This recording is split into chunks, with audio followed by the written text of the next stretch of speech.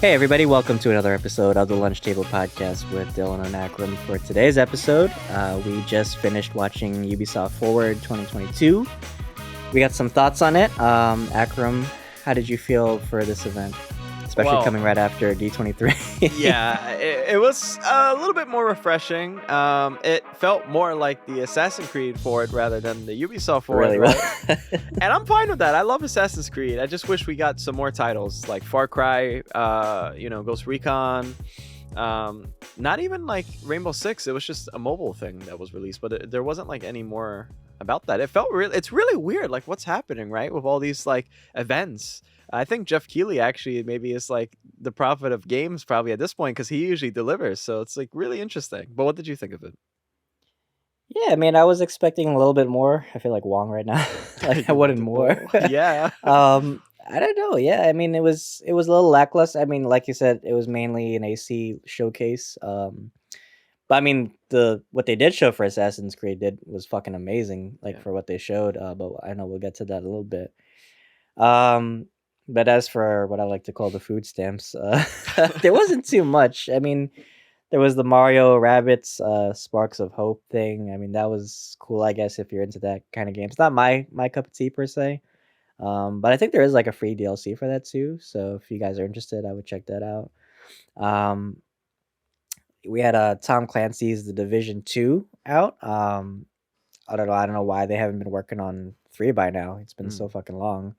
Um, that actually looked interesting because there's new outfits. There's a survival mode where you protect this Silver Creek area. They set up to like 8 player multiplayer. So what do you think about that? Yeah, I know. So the Division back in the day, they started to kind of emulate the Destiny type of content releases and stuff like that. And now a lot of other like companies try to do that with their games. So the Division Heartland is pretty cool. Um, I dropped off of Division 2 pretty early on because I was getting tired of like the live service formula. So it's not really my cup of tea. I am surprised they haven't actually talked because they mentioned Assassin's Creed so much. I'm surprised they haven't talked about the Division movie that's set with Jake Gyllenhaal. Oh He's yeah, supposed to be that's right. there. Yeah, so they never talked about that. I think they're playing hush hush until perhaps they're saving for like another event that's probably huge. I don't know when that will be. Um, but yeah, I mean, new locations, new events are pretty fun if you're a Division fan. I myself am not so excited. I think that this will be the last of Division updates. It might actually move on unless they do it like Destiny, where like it remain in Destiny 2 forever. But I don't see that with Ubisoft because they're such a huge company. I'm a little bit confused. Like make when PlayStations are more readily available, I don't doubt that there will be a Division 3 only for PlayStation 5. Um, so yeah, it was all right.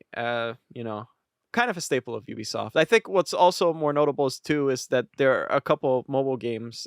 That's been the theme now. That's mobile games. Actually, they're pretty like good looking. I have to admit, your phone probably could cook like a Popeye's biscuit or something on it. But other than that, they're pretty like nice in graphics terms. So like Rainbow Six Siege, the mobile thingy-majiggy. If you're a big mobile person and you play like Call of Duty mobile, I I guess. guess there's a huge market for it now because I noticed Yeah, like I see like ads for like mobile games like all the time now. I mean, yeah. some of them obviously are better than others, but I guess Rainbow Six. It did look bad from what I saw. So I guess if you want to have, I mean, and also I guess it's more easier for multiplayer. I guess if you want to have like your friends like online or something. Mhm. Like if you're I guess like at work or school or something, you just want to have like a cool like little match or something. I guess it's cool. Yeah. Um, we also had I guess if you're fans of Just Dance, they have a new release for that. I've always been more of a Dance Dance Revolution fan, but there's a market for that too, I guess. They said it was like they did I hate that everybody's has like a multiverse theme now. They said it's like the dance verse or some shit. I don't know, it was so stupid. I overlooked it. Yeah. Um there's a new guitar teaching lesson thing that we kind of touched on in another review is Rocksmith. Yeah. I think you and I were actually interested in the thing. I think the only thing that turns me off is the subscription fee. It's like Right. $8 a month or something, but it looks really interesting. Yeah, I think maybe one day I'll try it out because I do want to fine tune my skills in guitar. So I hopefully it's worth it. It looks like they had an overhaul of that. That's what it said in the trailer, at least. So I wonder how bad it was before. That kind of makes me worry too, and I wonder how much the price is now. Hmm. Um, yeah. So also touching back on the mobile thing, that we also had a Division. They're really proud of Division Resurgence. So I just wanted to point that out Oh there. yeah. Yeah. Hmm. So, but what else? We also had Trackmania. I thought the visuals for that looked really cool. I don't know if that was gameplay. So that's coming out S- early 2023 for all consoles Is and that an free to play, I update or think. is that legit? It's just actual Trackmania. That's it. I think it's just Trackmania. Oh, headed to consoles with cross-platform play and cross because that yeah, because that's the thing that they keep yeah, they keep putting that. It's so different, dude, because back then, like the pre-show was Trackmania, they played it, all right, and then you had to wait. And then after that, it was always the Just Dance people, right? They actually had like Right. dancers come on. Now it's so different, right? Yeah, but that looks Hmm. pretty cool. I like that trailer a lot. Yeah, they Yeah. said new campaign every 3 months. They have a lot of events for that. You could do like a track of the day. It's free to play, but they said there's a premium access too. And the cars look really nice. I mean, I'm not like a huge like racing game fan, but if the visuals look nice and the tracks look clean, Right. I'll give it a shot. Yeah, sure, why not? Yeah. Um, and then of course, before we get to AC, the biggest thing for me obviously was Skull and Bones. I've been waiting a long time for this game. I think it's in good hands. Black Flag was awesome, so I trust Ubisoft to deliver this. Gameplay looks really clean. The customization is really cool for your ships, and it looks like there's an actual like campaign, so you could do like smuggling or like you can like stash your treasure. You can like build your fleet as a pirate too, so I think that's really cool. What would you think about it? Yeah, I thought the trailer was really nice. And also like there's so much emphasis on cross-platform play. So it makes the game even bigger. And I wonder how the servers will handle that too. Because I'm not like too used to like online multiplayer Ubisoft games except the Division. So Watch Dogs 2 was kind of ass online. This is something really different. I heard that you said that you like the style of this more than you did for the other game. What was the other game? Sea of Thieves. Sea of Yeah, Thieves. Sea of Yeah. Thieves. I feel like is more. I don't know. It's kind of like Fortnite-ish. Yeah. For this, it actually, like, feels like I don't know, I like the style of it more, like, the graphic quality. I think it looks a lot actually looks closer kinda like to AC. Yeah. Um, yeah, I've always been into, like, pirate games. Like, Steam kinda has, like, like, bad list of, like, naval combat games, but this actually, like, has, like, promise to it. Um, I don't know if it's gonna be, like, a huge, like, story, but I don't mind just playing it for hours, just, like I think it's multiplayer too, so you can actually like play against your friends, but there you can also switch off, I think, like friendly fire too. So it Oh, looks really interesting. Yeah. yeah. I wonder how big it actually will be, and I wonder like how much discovery you can go through or Hmm. discover at least. Yeah, but yeah. I just wanted to mention too. They also showed a Mythic Quest trailer. If you guys are a fan of that, Apple TV Plus, that's pretty cool. I'm a big fan of It's All Sunny Philadelphia. And yeah, the crew. If you're still playing the crew too, there's new ice tracks. Good for you if you like that thing. And Riders Republic. If you guys wear Vans, well, you could wear them in Riders Republic as well, and you could BMX too. So that's coming. Shit.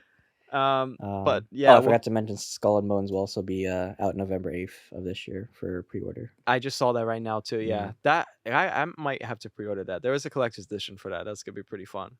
Hmm. But yeah, Dylan, I think without further ado, because what took up most of the show was a lot of Assassin's Creed stuff, and I think that they delivered a lot. So I wanted to ask you what you thought of Assassin's Creed Mirage, because I have plenty of thoughts on that, especially this is before the events or 20 years before Valhalla. So yeah, give me your initial thoughts. Very promising. They said they're trying to go back to their roots with the original Assassin's Creed, so it's very stealth parkour. Yeah, it looks great. There's a new protagonist, Basim. So this takes place in Baghdad, like you said, 20 years before Valhalla. Apparently, it has some ties to Valhalla as well, like Loki. I think you'll get into that more. Hmm. Um, but it looks amazing. Like the visual quality, like it really delivered for me. I can't wait to get back into the game and relive my old AC days. But I know you have a lot of thoughts in it more than I do. So tell me what your thoughts were. Yeah, I mean, all the AC trailers, they're always amazing. There's a compilation on YouTube and it has like all of them together and they're really like mesmerizing. I hope that some part of this is kind of like in-game graphics. I a little bit doubt it. But they wanted to return to the roots, right? So when I think of that, I think of the better graphics of Assassin's Creed before the RPG stuff, and I think of Unity, I think of Syndicate, and I could still see this game playing like that. They haven't really commented much on the gameplay, but they said that's the template, right, from the original Assassin's Creed game. So I'm hoping it's that smooth parkour. Now, uh, I'm a little concerned though, because Assassin's Creed Mirage is currently like $50 if you get it for PS5. Usually, like, AAA games are about like $70. So I'm thinking, oh, is this game really small? Is it like Assassin's Creed 3 Liberation? I just pre-ordered a collector's edition. You guys can too, and that was like $150 as well. Odyssey was like 200, almost $300. So it makes me a little concerned. Like, how huge is this game? Um, and also, I think, if anything, how the history went, um, way back when PS4 came out and there was like PS3 guys still lingering around, right? They released Assassin's Creed Rogue and Assassin's Creed Unity, and those two stories tied in with each other. But they did that to not leave anybody hanging. And I'm thinking maybe Mirage is kind of like the last game that will be for like PS4, PS5, and in the future games that we'll talk about now, it'll be actually for PS5. And one more thing is, yeah, Basim, he is Loki in Valhalla. So I'm interested to see what's the deal with that. Like, how does he actually get possessed by Loki? How does Loki take his body? It makes me sad too, because if I really like Basim, I'm gonna be like, oh man, so he's not Basim anymore. Don't get too tied to the character. Yeah, I guess. I mean, it looks cool. I like the Mhm. setting a lot. Kind of reminds me of AC1, especially with the white robes too. I always Mhm. love the redesigns of like multiple assassins and seeing how they could implement that. But yeah, Well, how do you feel this will contribute to the bigger Assassin's Creed universe? well, I think what contributes really is there's two things for every Assassin's Creed game. There's the future element, right? Somebody from the future is trying to find an object, and that object is in the past. What that object will be, I don't know. This can perhaps tie in more with Valhalla and use some of Valhalla's plot devices. Layla Hassan, I don't want to spoil some stuff from the ending from that, but I wonder if that's going to kind of tie in. We're going to see some things. I know that I'll just tease something. Nolan North kind of, he made it at the end of Assassin's Creed Valhalla. So that was really pleasant to hear Desmond's voice. So I wonder if we'll see a little bit of that. Yeah. But if we're done with Assassin's Creed Mirage, I think we should probably move on to. There's two things. I think we should talk about this first. I think the other one I'm a little bit disappointed in. I've seen leaks, but I think you're a big fan of this one, Assassin's Creed Codename Red. So it takes place in feudal Japan. So yeah, Yes, so finally, took them fucking long right. enough. I mean, how many fans have been wanting a Japan, based Assassin's Creed game for a long time now? So I'm actually glad they started listening. But that makes me worried. I hope they actually treat it carefully. Because it's an RPG. I'm a little worried. I know we've talked about, what could it mean for as far as like quality and gameplay. Um, but we also have Assassin's Creed Codename Jade. Also, that's for mobile. Right. So that actually takes place in China too. But going back to Codename Red, we didn't get much as far as like story, who's the main character. We didn't see much gameplay. It was mainly just a teaser, and no release date either. That's just like it's down the line in the future. So after, I think, some Mirage is coming out 2023. Valhalla Last Chapter is still this year. But what did you think about that? And also, we also have another goodie, Assassin's Creed codename Hexe. Yeah. So your thoughts on that? Yeah, so Hex is going to involve witchcraft apparently. So that's like a new thing. I mean, Assassin's Creed Liberation involved a lot of voodoo. Um, I wonder how far they're going to take it, because the Assassin's Creed genre now has become something where it's very mythic, not so much grounded. Although it's very detailed. And I can't wait to see feudal Japan, like beautiful details. Hex, on the other hand, I had this theory that I was telling you, and I have a feeling it might take place in the 1700s. And you said something which made a lot of sense. And so I want you to talk a little bit about that, It's your idea. possible. Yeah, it's possible it might be a follow up or a sequel to Assassin's Creed 3 Revolutions. And it only makes sense, right? Because it takes place in the American colonies. So And yeah, it could have a more mythological motif going on. I know they've kind of like strayed away from the original games as far as like grounded in reality. But for some games, I guess it works more than others. But yes. Oh, and also we have a apparently they're working on a Netflix live action adaptation. I know you're really excited for that. I'm a little worried just because I know Netflix tends to have hit or miss shows. I know we reviewed some already, but what do you think will how do you foresee they'll handle this show? Yeah, I'm a little worried. I think you should make it a lot like the comics. The comics is very like set in modern days. And actually, which is funny because we're talking about Netflix, I'll move on to something that's actually the hugest Assassin's Creed news ever. But with Netflix, I don't know. We reviewed Resident Evil, and we all know how that came out to be. So I'm not too sure. It depends on who's the creatives behind it. If Ubisoft is really involved, because I am like probably in a minority of people that actually liked Assassin's Creed the movie. I think people were really harsh on it. I actually enjoyed it a lot. I like the tone, I like the music in there, and I love the actors. So I hope it kind of follows the same route. I wonder if it's gonna involve Apple of Eden at all. Is it gonna be like really so far in in lore or canon? I hope it is. But my friend, I wanted to talk about something that's huge because we talked about Assassin's Creed Codename Red and we talked about Hex. Those two games will be featured in Infinity. So that's a big project. A lot of people has been talking about that. That has been leaked long ago, and apparently it's going to be a hub. You and I were both saying that the guy was kind of a little bit confusing speaking, right?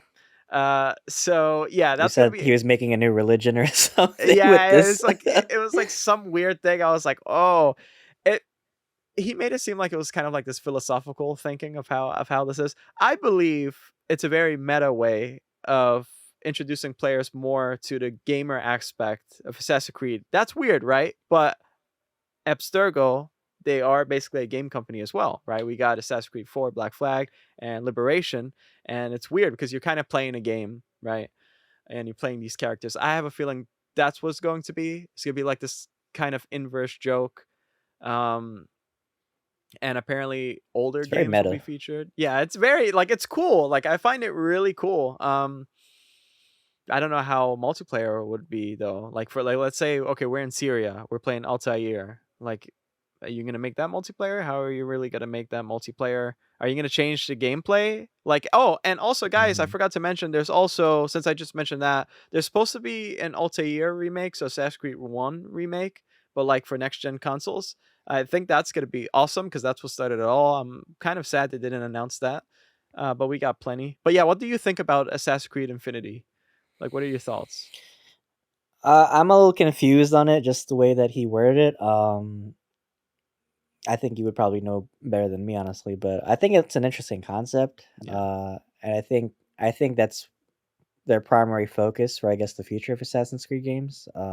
As far as like I guess like if you're trying to build, I guess like a shared universe kind of, because that's what they made it seem like, especially because we're on the 15th year anniversary celebration for Assassin's Creed. So I think they want to go all out. I think they want to do a tribute to, the old games, but also look to the future for like as far as like gameplay. So it sounds really interesting. I don't have any more thoughts on it to be honest with you, but yeah, I can't wait. Mirage looks awesome. I can't wait to see your review of it because I know you already pre-ordered it as soon as we watched it. But yeah, any final thoughts on Ubisoft Forward? Anything you want to see? Anything you hope to see? Yeah, guys. I mean, there were a lot of stuff missing from Ubisoft, Beyond Good and Evil. That was completely. I don't know what's going on with that. I think that's like in trouble right now financially. Maybe it seems like it looks like a huge game, and maybe you get lost in the direction. And of course, Far Cry that was missing. That was like a very like annual type of thing. Ghost Recon. Ghost Recon was kind of like the Division, like with multiplayer and stuff, and I don't know why that didn't show up. I Mhm. don't know what's the deal. I don't know if you guys know. Leave us a comment down below because I'm kind of confused. But what were your like missing games that you kind of wanted to see? I'm surprised they didn't do like a For Honor update or Mm, something with that. I've kind of been thinking, why didn't they do like another Watch Dogs game or right. something? So many missed opportunities, and I feel like, especially since we just watched, D23 concurrently with Ubisoft, I just feel like It's much of a letdown for showcase events these days. I mean, hopefully, because I know we still have PlayStation Tour coming up eventually. I don't know what's going on with that The showcase, yeah. showcase. So, and I mean, we still have E3 didn't happen this year, so maybe that was kind of a letdown. Maybe they had some cancellations as well. Maybe COVID impacted it as well. So many variables could have impacted a lot of these showcases, or maybe they're just like we said, under development. Maybe they just need something more concrete before they give us any like gameplay showcases. But overall, it wasn't bad. I think the primary focus, like you said, was Assassin's Creed. That's just their staple. Um, so I guess that part didn't disappoint me. I was actually really hyped for that. Their smaller projects, I guess, were okay. I'd give it maybe like a B rating. Skull and Bones look cool though, so I can't wait for that. But yeah, overall, I give it an okay. So what are your final thoughts and wrap up for this review for us, Akram? Yeah, I mean, yeah, plenty of Assassin's Creed content. It's gonna be, instead of Ubisoft, it's gonna be Assassin Soft or something like that, Creed Soft. And I'm all for it. I love Assassin's Creed. I mean, I like the Egyptian setting. Apparently, they did like a pyramid so well that scientists found something legitimately there. Yeah. Oh, sure. So, guys, we greatly appreciate you if you made it to the end. I hope you guys enjoyed Ubisoft Forward as much as we did. We enjoyed the Assassin's Creed stuff, So, if you guys haven't checked out our D23 review, or probably you guys will see it after this. I forgot. Whatever posts first. I know I'm kind of fucking up with this outro. Sorry, guys. It's been a long day. But please, guys, we do plenty of reactions, plenty of reviews. We also did Summer Game Fest reactions, which was really fun. We have a lot of content coming out, a lot of shows to review, and hopefully PlayStation Showcase. We don't know when it's going to be announced. Hopefully it's not as much as D23 was. But anyway, Dylan, take us away. I'm fucking up too much. Well, that ending aside, yeah, guys, check out a lot of our other content as well. We have a lot of shows coming up. Handmaid's Tale, we're gonna be reviewing that for, I believe it's season 5 or season 4. Season 5. Season 5. I'm sorry. We also have Andor coming out. So the first 3 episodes will be coming out next week. So we'll be doing our review for that as well. Cyberpunk players, if you are interested in the new anime coming out, Edge Runners, we're gonna try. I believe they said there's gonna be a Twitch stream showcase for the first 3 episodes, so we'll try to get that as well. But we're gonna be reviewing the whole season as well, and we also have a guest for that as well, so we'll be reviewing that. And Akram did an amazing background for that as well, so I hope you guys get to check it out. Please follow us on whatever platform you're following us: Instagram, Anchor, Apple Podcasts, and Spotify. We also have a TikTok page where we I'm fucking up also. Good, I spread it to you. where we post clips of our episodes, and we also have a Facebook page you can follow as well. So thank you guys again so much. Until then, thank you for having lunch with us. See you guys.